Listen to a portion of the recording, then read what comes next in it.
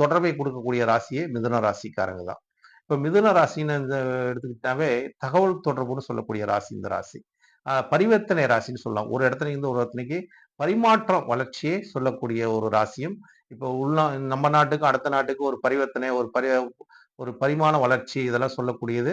ஒரு வர்த்தகம், ஒரு பொருளை வாங்கி வியாபாரம் பண்ணுவதும், அங்கிருந்து நம்ம பொருளை கொண்டு அங்க விற்பதும், இந்த மாரி ஒரு பரிவர்த்தனை சொல்லக்கூடியதே மிதுனம் தான். மிதுனம் இருந்தா தான் இந்த ராசிக்காரங்களுக்கு இந்த மாரி தொடர்பு நிலையில வேலையெல்லாம் ஒரு பாக்கியத்த குடுக்கும்னு வச்சுங்களேன்.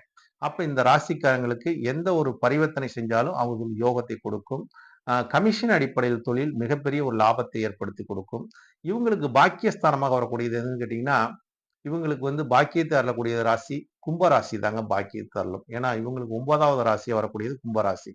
இந்த ராசியில் எந்த கிரகம் உச்சம் கிடையாதுங்க. ஆட்சி மட்டும்தான். சனி பகவான் ஒருவர் ஆட்சி. அதே மாரி மிதுனத்தில எந்த கிரகம் உச்சம் கிடையாது. ஆட்சி மட்டும்தான்.